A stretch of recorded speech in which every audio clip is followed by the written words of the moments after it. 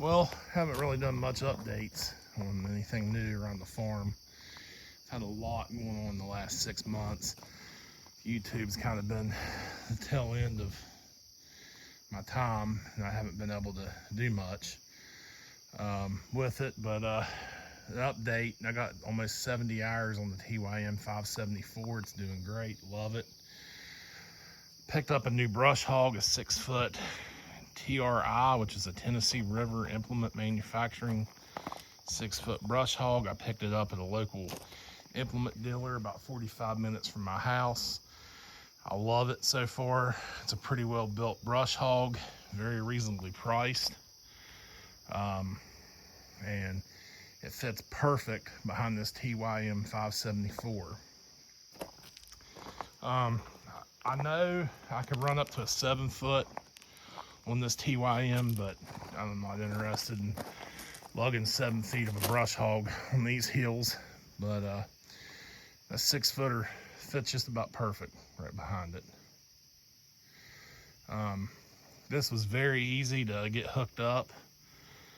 Took me maybe 5 minutes at the most, and I was hooked up and ready to go. But like I said, I just wanted to give an update on the old TYM 574. I've had it now basically 5 months, 70 hours.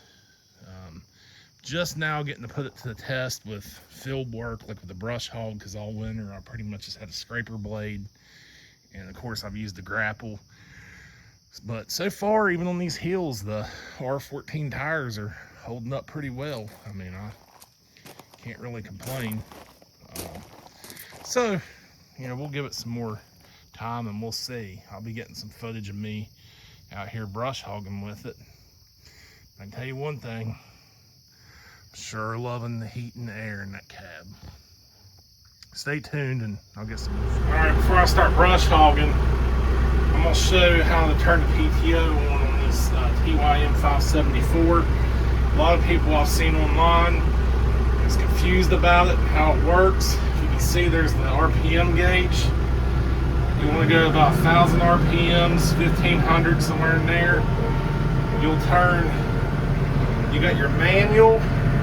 Right now I'm in the off, and then you got auto. Manual, you can lift the blades or lift up your implement, it won't come off. If you go on auto, it works fine when you're down. And when your implements go up, they'll shut off. That's what I was told at the dealership.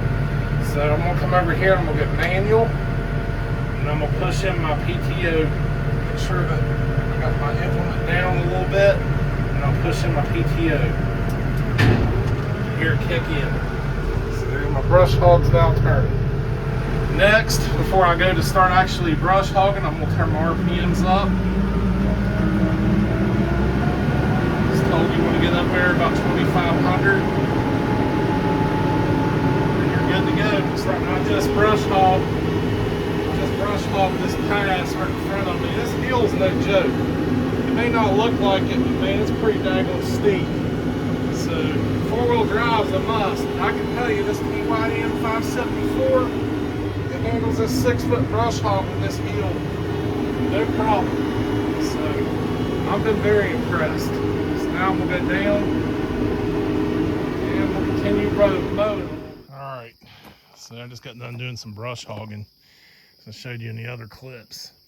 I was on some pretty steep hills, but I come down around the farm pond and didn't realize it, and I tapped something like a big rock in the ground, so knocked the shear pin out of the PTO shaft on the Brushog gearbox, so I'll have to fix that tomorrow. But man, so far, really like it. As I said earlier in the first part of the video, this tractor handles this 6-foot Brushog beautifully. Hopefully I'll be getting you more footage later on. I do have a drum mower, a 6-foot drum mower I plan on putting behind this tractor when I get around to doing hay. I'm going ahead and brush hogging all the fields right now because I'd sold my hay baler and hay rake a few months back, and I'm currently buying a new baler and a new rake. Just got to go pick them up. But I won't be able to cut hay this first cut of the year. I'll just have to wait and do it the second cut because the fields are getting pretty high right now. So that's why I went ahead and just decided to brush hog. And I don't need a ton of hay to get through the winter, so one cut will do me fine. So, but again, I just wanted to show this. And again, I've had some people reach out to me and be like, man, them R14 tires, I don't care for them, blah, blah, blah. They don't do good on hills. I can't say much. They've held up, done pretty well for me. I mean, obviously I like them a lot better than I do the industrial tires, the R4s, like I have on the John Deere 3032E. But so far I can't tell a lot of difference between the R14s and the R1s, or I should say the ag tires I have on my other tractors. It's very similar traction. Matter of fact, these R14s might even be a little bit better. I know they are in the winter time on the snow and ice. So we'll just have to wait and see, but I appreciate y'all being with me, and stay tuned. I got plenty of tractor shows and tractor pulls coming up this summer. Thank you.